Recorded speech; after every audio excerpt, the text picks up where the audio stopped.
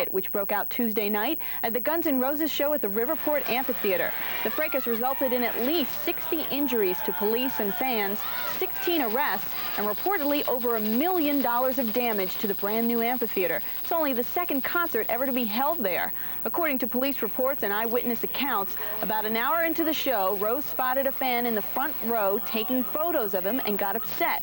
Cameras are not allowed into the amphitheater. Rose reportedly yelled several times for security to stop the fan from taking pictures. When they failed to respond, Rose announced that he would get the guy himself and then jumped into the crowd and allegedly pummeled the fan. Venue security jumped in to pull Rose off the fan.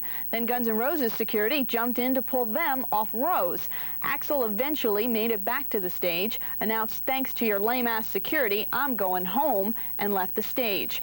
The rest of the band played on for a few seconds, then left when they realized Axl was gone for good. The house lights stayed down for 10 minutes as the crowd booed, and when the house lights went up, some 2,000 of the 20,000 fans began to rush the stage. Along the way, the fans assaulted security and police officers, destroyed seating, ripped up turf, and then took to the stage, attacking or walking off with Guns N' Roses' gear. Here's what some witnesses at the scene had to say about the riot. Axl comes out, he's got on a new fur coat or whatever. They start singing. He looks down in the crowd and he's like, take it from me. All of a sudden he goes, if you won't take it, I'll take it from you. Axl jumps into the crowd. Security gets there in a hurry. Axl's throwing blows. He clocked it, dude. He gets up on the stage. Security's all over, and all of a sudden Axl goes, I'm out of here because of piss poor security. He takes off, and the band kind of slowed down like they didn't think it was for real. Then they just took off. We kept waiting for him to come off. We kept waiting for him to come back on stage, and they loaded the bus, and they immediately left. They stormed the stage, tore down the speakers, the screens are down. Welcome to the jungle, Axl! I vandalized some property here. I pulled out some plants and I threw it against the wall. I was mixed up in the commotion. I know I shouldn't have done that, but I just let my adrenaline take over. So far, no one's serious. I don't think we're going to have anybody that's admitted to the hospital tonight, but we're repairing a lot of lacerations and doing a lot of x-rays at this point. As supervisors that were there took firm control over the officers, we were very cognizant of incidents that have happened around the country with police brutality being an issue. We were concerned that that would not happen here, and it did not happen here. The Maryland Heights Police Department says that Guns N' Roses snuck out of the venue and hightailed it out of town during the melee. However, Guns N' Roses management says that as soon as Axl and the band got off stage, they were told by police and the concert promoter to leave the venue at once, which they did. GNR management adds, quote, "We saw lots of people in the show with bottles, cans, cameras, even knives. One of our roadies was hit on the head with a bottle trying to save Slash's guitars. You ended up with kids all over the stage, destroying drums and grand pianos and lighting rigs. This is a month-old venue with a new staff. We think security was insufficient for this event." Meanwhile, 3 hours after the riot started at 2:30 a.m. Wednesday morning, Axl Rose phoned a St. Louis radio station and in an off-air conversation reportedly said that the band would have liked to have come back to finish its show, but things got out of hand too quickly.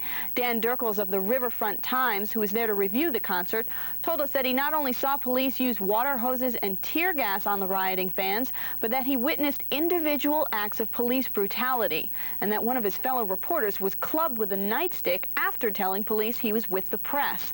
All this, adds Dirkle, because Axl Rose didn't like his picture being taken. With the band's gear trashed or stolen, the July 4th Guns N' Roses show in Chicago was canceled. That's the news for now. We'll be back with more news later, right here on MTV.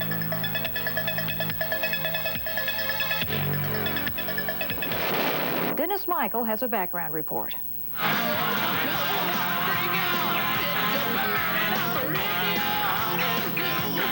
Rock and roll is and has traditionally been the music of youthful rebellion, flaunting civilized behavior in favor of loud musical anarchy. Guns N' Roses epitomize that attitude.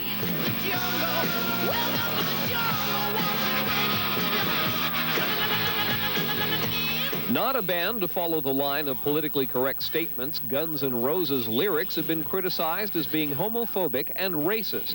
In 1987, the cover of Guns N' Roses' first album was scrapped when retailers and buyers objected to the depiction of a woman being raped by bloody robots.